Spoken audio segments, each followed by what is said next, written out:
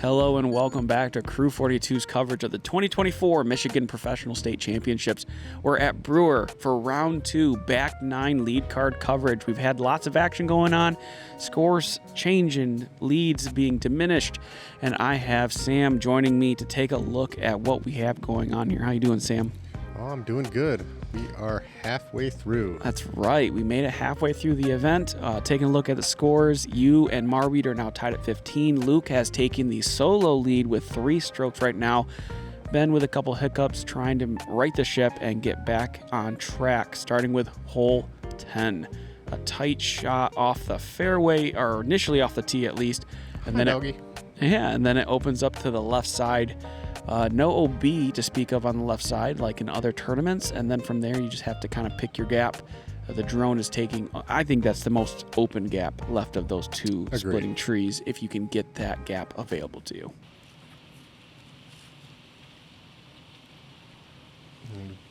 We're not feeling a ton of wind here, but it is a lot windier today than it was on day 1, so that is definitely going to come into play after we get through hole 10 here. Right.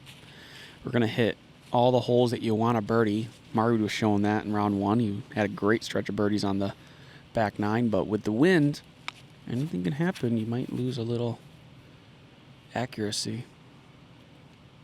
Andy getting all of the distance. Yeah, that flex play through that line keeps the disc straight and is going to get you as much distance as possible to really make that second shot a lot easier. See, you're going a little wider right. Sit down. It'll sit. Yeah, he gets pretty far left for you there. It does. I've definitely had a little too much hyzer on that. That is got to miss another one. Another mistake that you don't want to make. I kind of made the throw it too far left mistake and almost get into the trees. Luckily, Ben doesn't kick into the trees on the right, so he's still got a shot up to the basket. That's a really fortunate kick, it felt like, from that. And he's taking advantage of it. He's going to be pin high and circle's edge. Oh, look at you lined up right into that gap perfectly. Yeah. Is this a wizard? This is a wizard. Okay. Last time I said it, you embarrassed me and told me it wasn't. Oh, and that is a tree. Dang. Yeah. Wide open shot. Would really like to, like you mentioned first round, you have a backstop. Just throw it at the basket. Punch it. Oh. A little bit of kick off a tree there. He's going to be in circle 2 for his putt. Luke, maybe an opportunity here to extend the lead. Puts that on a lot of highs there, probably a little higher than I would expect, but worked out. I don't really have any sort of look at running the basket, so I'm just trying to throw it under. Okay. I won't judge you then. You were telling Luke he had to run it last time, so I did say that. We'll let this slide because you didn't have a very open window. Hey, Marwede, nice putt. And he does, and he takes advantage of that. Another birdie, and keep himself tied with Luke. Great putt by Ben. Great save after that drive could have gone disastrously. Yeah. Good for him for taking advantage of, an opportunity. Mm-hmm. That's really a good marker of a pro when you have a bad shot and you get lucky to shake off that bad shot and just keep playing disc golf. Execute a good one after it, right? Hole 11, 613 feet. The drone's going to go where every sane disc golfer is going to go, which is the traditional gap. Marwede's going to try to go way over to the left there. But yeah, your drive here, the drone's a little low than where most players are going to aim, but you want to aim left of that fairway. Open up this hyzer forehand approach, try to get under the glove there, which is that canopy on top of that tree there, which does a really nice job of protecting the basket.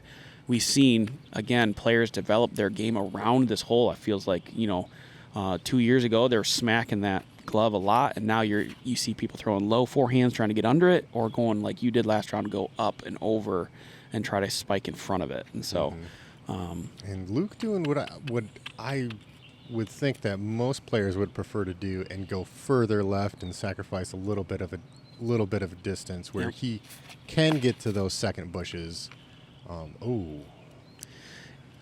So it's really not the one thing in his way in that line. It feels like it's a slightly tougher shot than the traditional tee shot.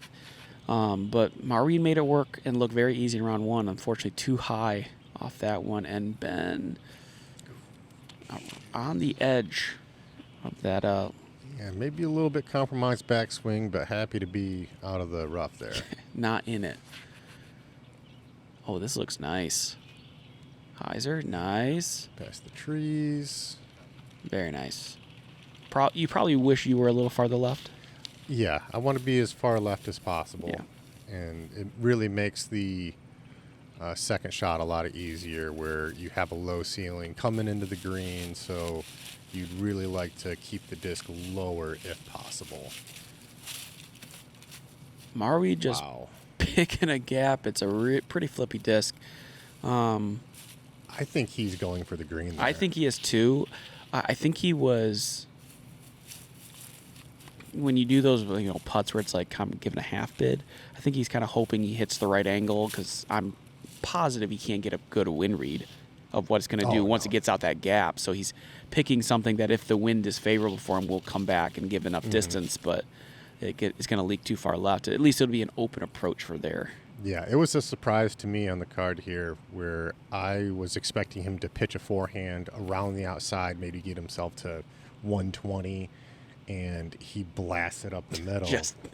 That has so much danger, because if he hits, he goes in that bush, you're talking about bogey at best, rather than what your play is. Even if he just took it to where he landed in round one and just pitch into that fairway, that's way more likely to be a par than punching up the middle. But he's feeling confident, I guess, about that shot. And well, he's got a couple strokes to gain back, and he thinks that he's still got an opportunity. I mean, if you're confident in hitting that gap, then he kind of burned the disc over, and there's really no danger in that. Right. So if he can get himself to 40, 50, 60 feet, he's good within that range. So good on him for trying. He's not penalized for it.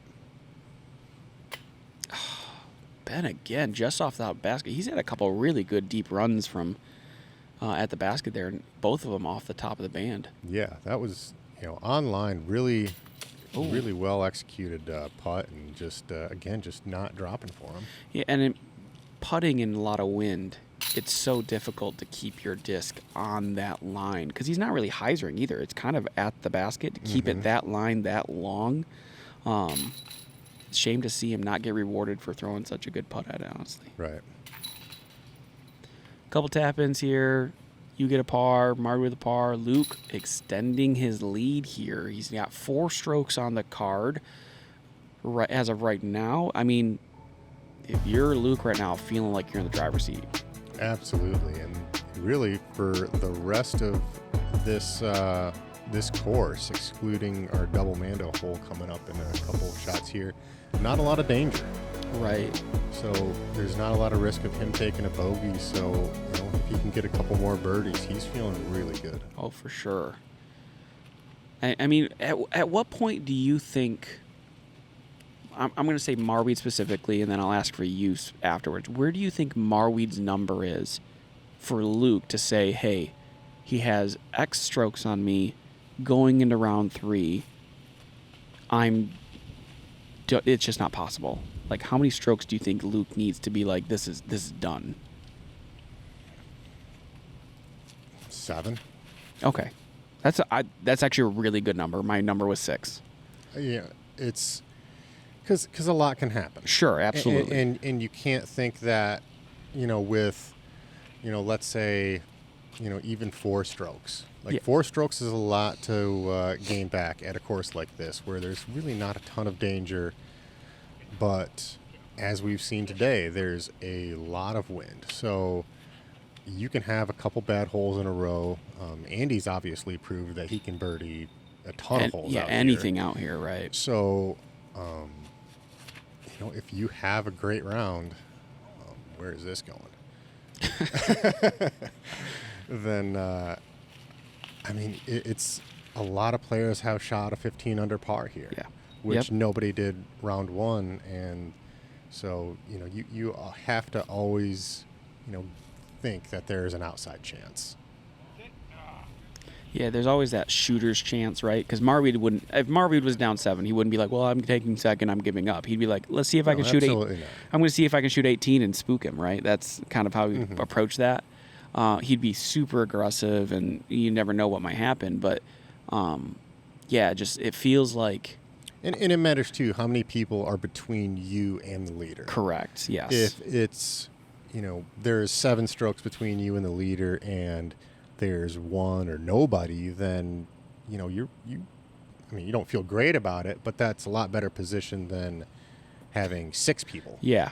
And that is a much different feeling. Because now you have more people that need to mess up in order for you to. You can't just climb 1 person. You have to climb 7 people in front of you to get there. Yeah.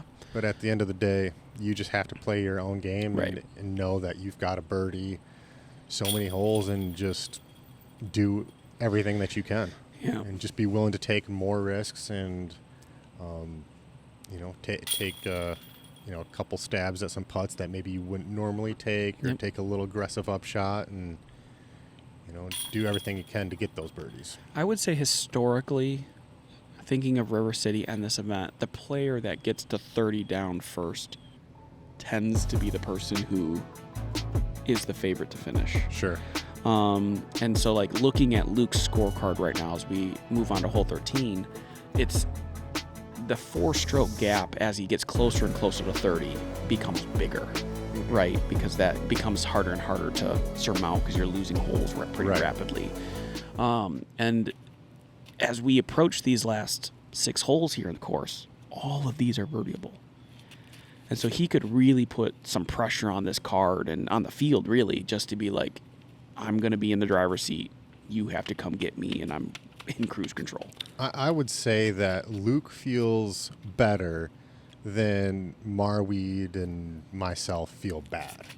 Sure. Oh, yeah. I like that. Where he knows that there's not a lot of danger ahead of him, and same thing that we were thinking. There's a lot of birdies to be had, and he knows he's going to get a lot of them. Yep. But we're not thinking that we're out of it by any means. Sure. Yeah, because you have a couple holes from now, you have a 2-stroke swing potential. Anything could happen on that, and you're just hoping that enough opportunities kind of creak open that you can take advantage of to get yourself back in it. Yep. And I mean, we're going to see the another chance at this hole here. Now, Luke threw it to the circle's edge.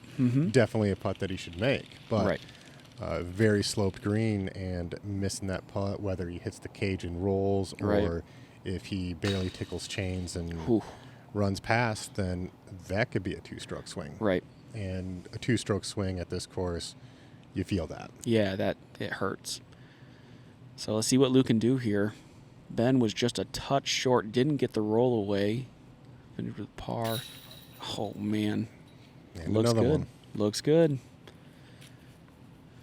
I do think it favors Luke, too, right now, because he had to battle last year with Kyle. Kyle's, regardless of how you want to look at people playing, because he didn't play great down the stretch, Kyle didn't. But you have to beat Kyle to do that, right? You have to still execute down the stretch. And so I'm certain for Luke right now, that's helpful in his mental game, saying, hey, I've done it against one of the greats in our sport right now, top 10 player in the world. Yeah. I just need to continue doing what I'm doing. Hole 14 is another chance for another birdie, 340 feet. You could throw forehand, but you should just throw backhand. Just do that. The little trees there that you see planted, the new ones, will definitely play a factor once they grow in. If they get another 10, 15 feet of height, they will suddenly pinch some shots off. Yes, and that's really what they were planted for. They were not originally a part of the course, as Luke is going to get himself another birdie. He says they're not 10, 15 tall yet. I'm just going to park it. Yeah, in another 5 years, those trees are really going to start to come into play, and Give that another 10 years, and when those trees start looking like that one in the background, that's going to make this hole completely different. Yeah, it's going to be a whole new play, and I think that's not be one of the easiest. Yeah, I was going to say it's going to be great adjustment without changing the whole, position wise. Yeah. Ooh, early release. What is this one's leaking left? Yeah, just let that one go a little bit early. Okay. A lot of it early. A lot of it early. So far, nothing crazy on the back nine. We see a lot of gray on our scorecard right now. Luke really the only one who's got the most birdies out of it so far.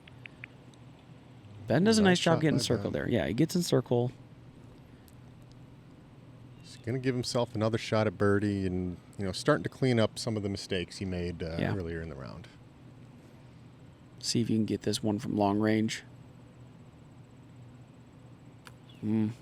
Good height, good pace, just a little far right.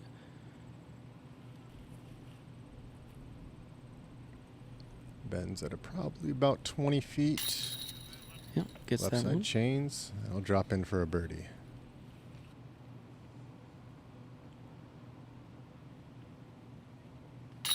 There you go. I think I said this last time you were commenting on my channel. Your putting has improved so much this year. It's just noticeable. Like, I've watched you play, obviously.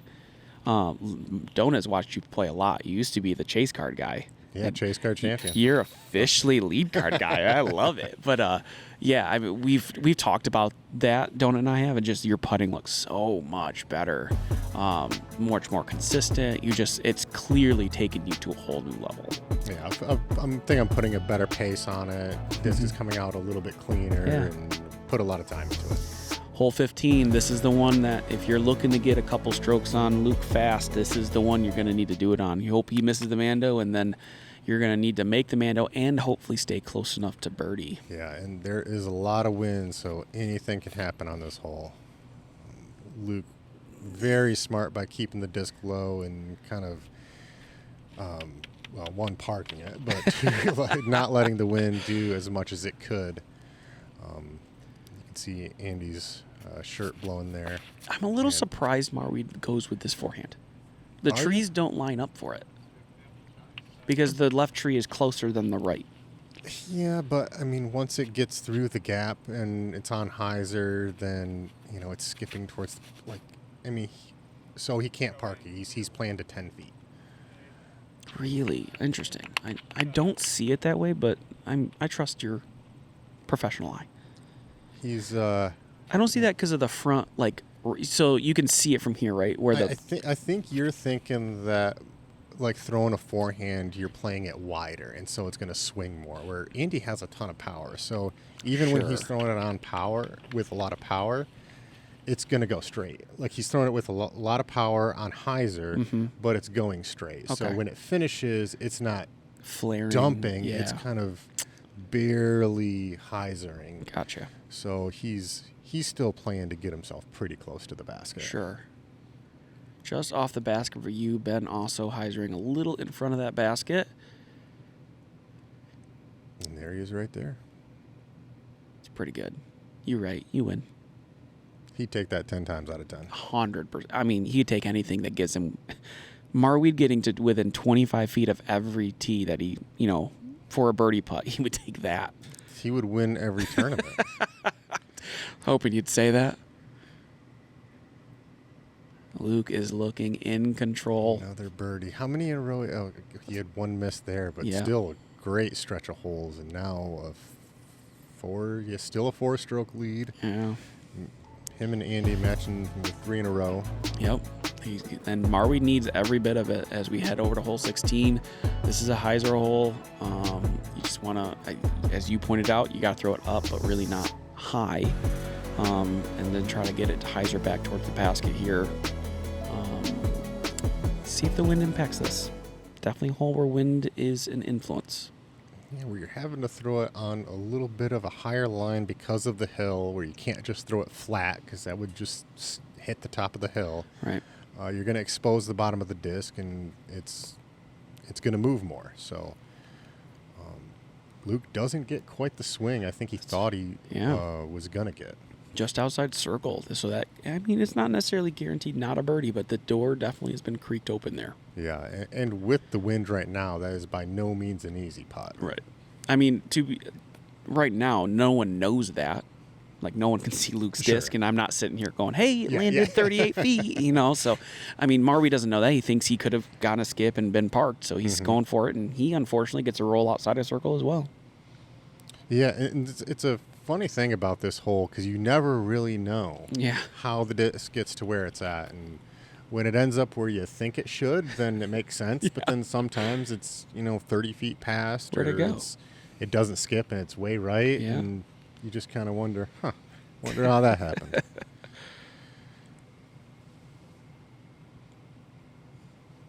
Oh, yeah. I like to take a little bit more of a direct line, put it on just a touch of Anheuser, and just try to keep the wind out of play as much as possible. He got in the circle.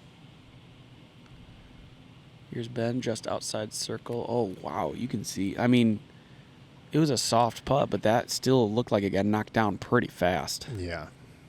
And it just didn't, right out of his hands, it just didn't have the pop. Right. And you need that in wind. Yes. You need the pop. Like that. Yeah. And that's big. That gets him back within 3. That's a really good birdie there for Andy.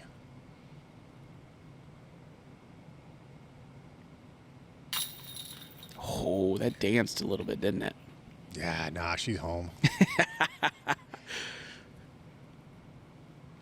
That'll put me within 6. And it doesn't feel like you've been that far off this round. You just can't, like, you had a couple putts in the beginning that you just couldn't get in the air. It felt like you just couldn't get the release you wanted. Yeah, and it just for me this round, it just hasn't felt dialed. Where I've had a couple putts where it wasn't getting a pop. I had a misrelease on the 400-foot, kind of valley hole there. And, it just wasn't, not making any terrible mistakes, not getting into trouble, but just not birdie. Right. Hole 17, 362, blind off the tee here. You got to swing it out wide. You're all going to get a wind read from Marwede with the shorts. I don't get it. I don't get it. That comment or shorts? It's a shorts, Okay. man. Like, what are you doing? Of him, of everyone. I think that's a psychological game. I think he's trying to, like, psych people out. I think he's sitting next to Austin, his caddy, just shivering. I have seen him play when there's snow on the ground. It has happened. Oh, I have too. I have seen him do it. He didn't like it, and he was miserable the whole time. Yeah. Pretty sure he still beat me. He might not be happy, but he's still good. Oh, this is a great shot by Luke. Not missing that one. We're going to get a replay for our round for this one as well. Our Disc Golf Threads replay. Look good, feel good, play good at your next event. Check out discgolfthreads.com for all your disc golf apparel needs. And this is, I think, a really good psychological boost for Luke, because last time this was the hole that gave him an unnecessary hiccup. Yeah, not only missed not a too easy of a putt, but he had 25 a putt he should make. But then on his comeback putt, had a really nasty spit out. Right. And ended up being a 2-stroke swing on that hole, taking a bogey. And so to be parked, and especially with Andy not in position for birdie, really good spot. Well, even with you, I mean, if he gets that, if that first putt goes in, he'd have been done with 13, had a 2-stroke lead after round 1. I mean, that was a huge momentum shift to go from, hey, I got a birdie opportunity coming up, to bogey birdie, trying to just scratch it out as even. And so it's a great recovery here just to get it. Put this in the back. I'm going to reach my hand in, put it in. And he's going to watch us all try to make a putt. In the wind, and he's probably thinking, why didn't you guys get it close like me? You don't have to putt. We tried, man. Oh, no. This is a hole that can definitely make you go back and forth on with some wind. Yeah, and this elevated basket, while it doesn't look like much, it's enough. It's enough, and when it gets windy, as you can see, it can just really eat away at you. Yeah. It's unfortunate to see. Marwede here with his birdie look. Par, excuse me. Hello. His par look. And Luke with this tap-in birdie. You'll love to see it. Well done. Yeah, it's so good. Double bogey there from Ben's going to erase the 2 birdies he has on the back 9 so far. One more chance for a birdie, though. Hole 18, 461. Your favorite hole of the course. It's got a lot. It's got a lot of great qualities about it. You could go over to the right side where Nick Gill likes to go. It's a great play. It's a safe play. You gonna do it? I thought about it. But I won't do it. Okay, you won't do it. You'll be smart and try to go up the gut. Smart play, especially with the wind, is to throw the hyzer and get yourself down there for something. But nope, I'm gonna throw it into the tree and probably pitch a little forehand up there for hopefully a par. Now, Luke was able to birdie this last time. It was pretty spectacular with that Athena C. Looking pretty similar, but that's drifting a little bit too much. He's going to have to settle for a likely par there. Andy deciding to go with the forehand again, and I like this play. I do. The way that the hole kind of slopes to the left a little bit, he can keep it low, although he had a little bit more air under that. Yeah, he jammed that. Putting a lot of effort in that to try to get it down there inside the circle. But generally, I would say a little safer play the forehand is. Someone was telling me that when Marwede won states here, he was the only player to birdie all 3 rounds this hole. With the forehand? With the forehand.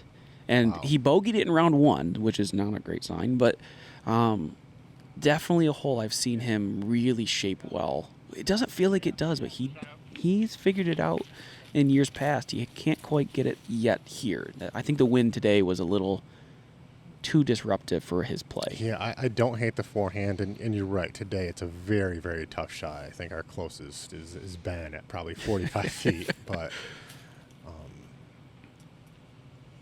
obviously very, very confident in that forehand and knows he can hit the gap. I'm likely going to be taking a par to finish out my round. Whoa. Technical shot, and maybe giving it a little bit of a run. Not sure that was intentional, but keeps himself inside the circle. Mm-hmm.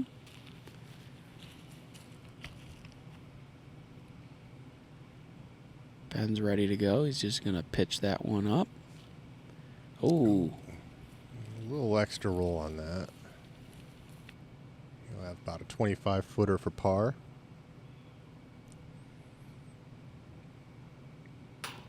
Oh, my. And he misses a putt again. Oh, same on hole way. 18. His miss has been just this in the low spot. Dead center, but low. And that's going to be a stroke lost to Luke. Yeah, and that's going to be a 5-stroke lead now for Luke, as Andy is going to be tapping in for bogey.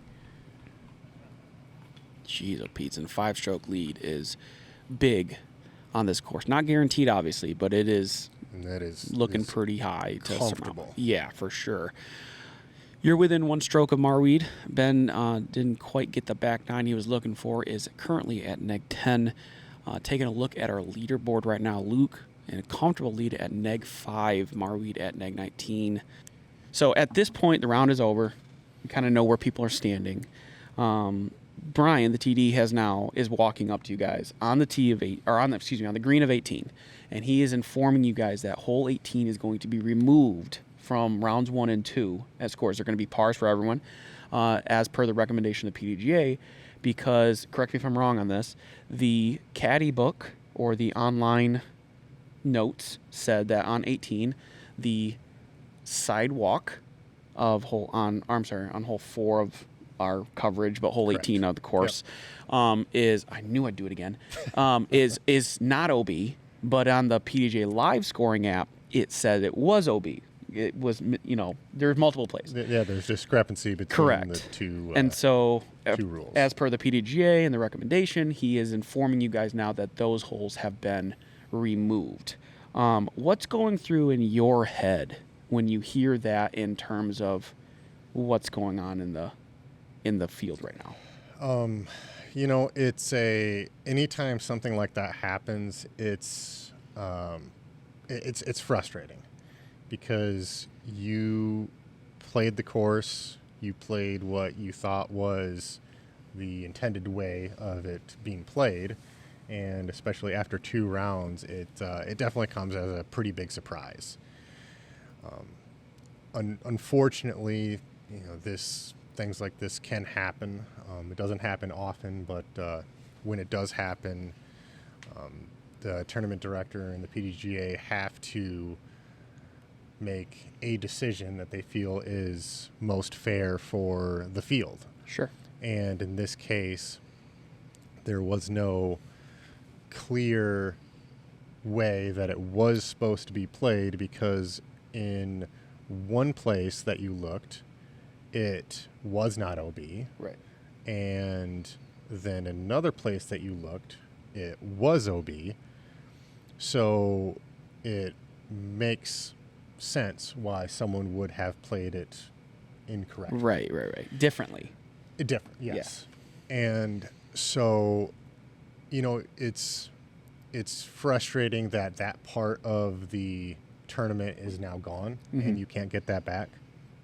And you just have to accept that that's where you're at, and try and not let it bother you. Sure. So we're taking a look at the leaderboard now. So Luke's 5-stroke lead is now going to evaporate into a 3-stroke lead. You'll lose a stroke on Marwede. You're going to be 2 back from him now. What do you think is going through... Well, what's going through your head in terms of the competition now? Like, now that you're a stroke farther away from Marwede, and what do you think's going through Luke and Marwede's heads as now that... I mean, Luke looks like he's in command of the situation, and now that comfortability is now been shrunk down. Like, 3 strokes and Marwede chasing me is not as comfortable as 5 strokes and anyone chasing me. I think for myself, what I had to do is just not even look at the scores that day, and then just worry about what was going to happen tomorrow. Sure. Show up at the course tomorrow, assess how far I am away, and know what I need to do, and just play my game. Sure. Because at the end of the day, I'm still chasing the leader, whether that's 4 strokes, 5 strokes, 6 strokes. That's what needs to be done. Sure. That's what needs to be done going forward. Luke, on the other hand, he is in a much tougher spot. Right. Yeah. He had earned himself a 5-stroke lead, and now is, it's down to a 3-stroke lead. So mentally, that's definitely going to be something he's going to have to, it's going to be a hurdle for him. Sure. Going into this next round. So that's going to be a big, that's going to be a challenge for him, that he's got to focus up and move forward. He's still got a 3-stroke lead, and he's going to have to do what he needs to do to win. And he still has, a lead here. I mean, and if he continues to play the way he's been playing, it should still result the same way it should, which is him walking away as a 2-time state champion, hopefully at the end of this for him. Yeah. So we'll see how that goes. It does shake up some of the rest of the leaderboard. Gavin Cunningham now will sneak into that 4th spot instead after those 2 holes are removed. So he will be joining us, another first-timer on our channel. So excited to see Gavin. Nice. Thanks again to our Patreon followers for supporting us and, making this possible for us. And Sam, thank you so much for joining me. Hey, thanks for having me. Yeah, and we'll see you guys for round 3 in just a minute.